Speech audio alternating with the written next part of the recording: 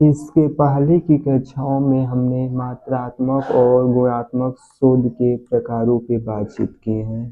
उस बातचीत के क्रम में हमने देखे कि मात्रात्मक शोध और गुणात्मक शोध किसे कहते हैं।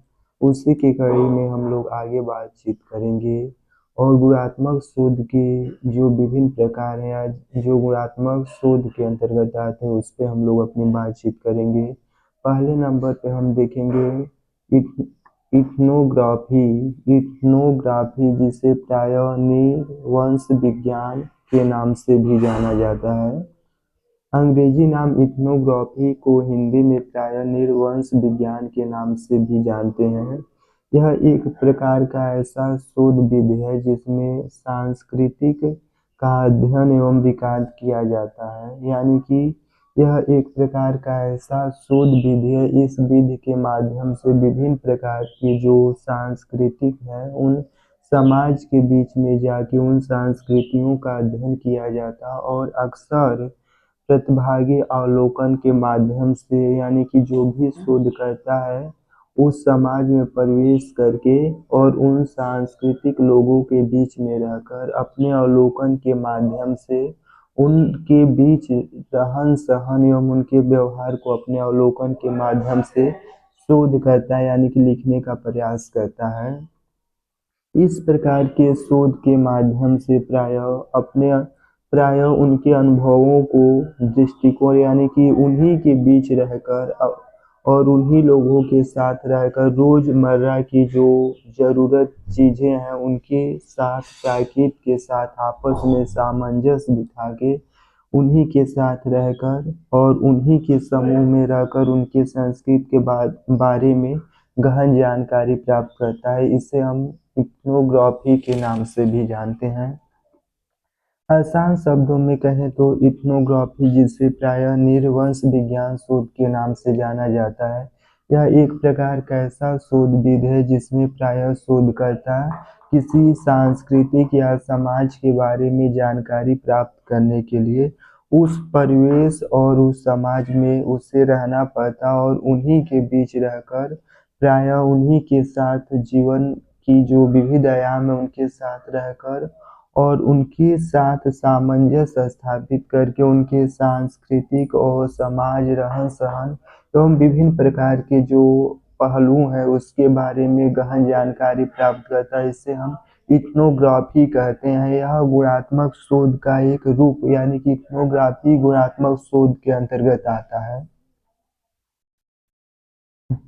इसके बाद हम देखेंगे प्री इंफॉर्मेशन कॉन्टेक्स्ट इन इथनोग्राफी यानी कि pre inform concept in ethnography यानी कि नृवंशी विज्ञान में प्रायः शोधकर्ता पूर्व सहमति लेता है। यानी कि अगर किसी भी समाज और संस्कृति प्रायः इस प्रकार का शोध का प्रयोग आदिवासी या अल्पसंख्यक समूह के बीच में जाके शोध करता उनके रहन सहन एवं आपसी जो गतिविधियां जिससे प्रायः संस्कृत सभ्यता या भाषा की जो विभिन्न शैली है उसके बारे में जानकारी प्राप्त करता है। तो प्री इंफॉर्मेशन कंटेंट्स इन इथनोग्राफी के माध्यम से यानी कि निर्वांशी पूर्व सहमति के बिना यानी कि जब शोधकर्ता से यह उपेक्षा की जाती है कि वह जिस समाज में जा रहा है या जिस संस्कृति में जा रहा है तो वहाँ पे उनका जो भी रहन सहन या सिद्धांत है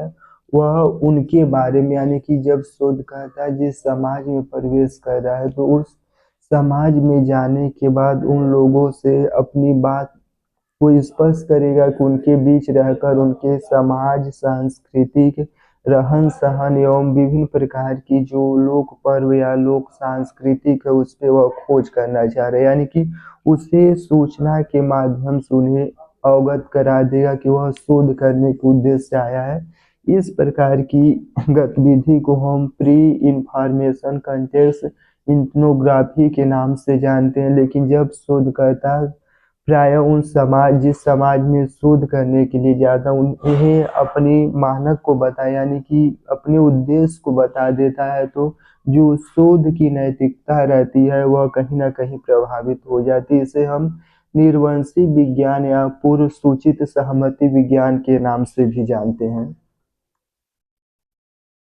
पुनः उसके बाद देखें दी हाईएस्ट फ्लेक्सिबिलिटी, यानी कि जो इथनोग्राफी शोध है उच्च लचीलापन कहा गया है। उच्च लचीलापन कहने का आशय है कि इसके माध्यम से प्रायः यह गुणात्मक अनुसंधान है।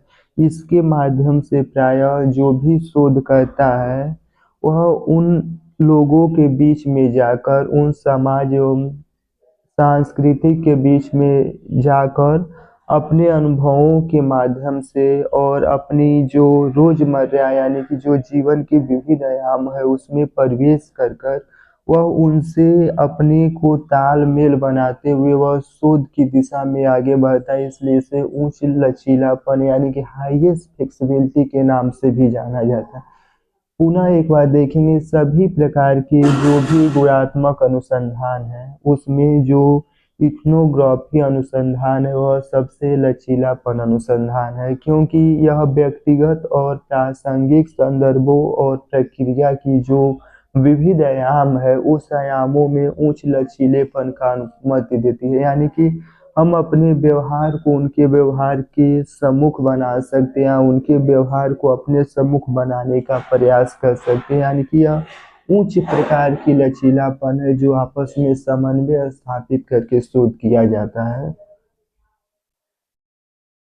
पुनः देखेंगे आर्थ्नोग्राफी जिसका अंग्रेजी अनुवाद भी आर्थ्नोग्राफी है, यह एक प्रकार का गुणात्मक शोध है। आर्थ्नोग्राफी एक प्रकार का गुणात्मक शोध है जो व्यक्तिगत अनुभव को पता लगाने के लिए self reflection and writing to explore person experience, यानी कि आत्म प्रतिबिंबन और लेखक का प्रयोग करते हैं। इसमें व्यक्तिगत अनुभव की व्यापक सांस्कृतिक, राजनीतिक, सामाजिक अर्थ और समझ जोड़ने में शामिल होता है। इसको अगर हम आसान शब्दों में समझे तो आर्थ्नोग्राफी एक गुणात्मक शोध है। इस शोध के माध्यम से हम एग्जाम्पल के दौरान इसको परिभाषित करने का प्रयास करेंगे। आर्थ्नोग्राफी के माध्यम से यानी कि यह एक गुणात्मक शोध है। यह एक अध्यापक कक्षा में अपने छात्रों को पढ़ा रहा है। पढ़ाने के बाद वह 10 या 12 वर्षों के बाद वह अपने अनुभव को किसी डायरी या किसी बुक में लिखने का प्रयास कर रहे हैं। यानी कि जो पढ़ाने का दौरान अपने अनुभवों को कक्षा में किस प्रकार से वह छात्रों के बीच अपने अध्ययन अध्यापन की दुनिया के माध्यम से उसको पढ़ा, उसको अगर किताब या डायरी या पत्र के रूप में वह लिखना चाह रहा है तो वह अपने अनुभव को लिखने के साथ साथ उस समय की जो शिक्षा नीति थी, सामाजिक, सांस्कृतिक, राजनीतिक एवं आर्थिक, वह अपने आत्मकथा के रूप में या अपने शिक्षण विधि के माध्यम से वह सिर्फ अपना अनुभव न लिखकर उस समय की जो सामाजिक परिवेश थी उसमें जो भी शिक्षाएं नीति बनी और उन शिक्षाओं नीतियों के कारण शिक्षा व्यवस्था में अध्ययन अध्यापन की दुनिया में क्या परिवर्तन हुआ, इसके साथ साथ जो प्रशासनिक व्यवस्थाएं थी और उसके साथ साथ जो आर्थिक एवं राजनीतिक स्थितियों के कारण जो भी कुछ परिवर्तन हुआ शिक्षा व्यवस्था में उसको वह अपने निजी अनुभवों के माध्यम से भी व्याख्यायित करता है। इसलिए इसे हम आर्थ्नोग्राफी कहते हैं। यानी कि एक ऐसा विधि है गुणात्मक शोध के माध्यम से कोई लेखक अपने जीवन में विभिन्न प्रकार के जो भी आत्मकथा या कुछ भी डायरी पत्र लिखना चाहता है, उसका निजी अनुभव होने के साथ साथ जो सामाजिक, सांस्कृतिक एवं राजनीतिक शक्तियों का बोलबाला उसको वह न चाहते हुए भी उसमें प्रवेश करता है। इस प्रकार के शोध को हम आर्थ्नोग्राफी शोध के नाम से भी जानते हैं।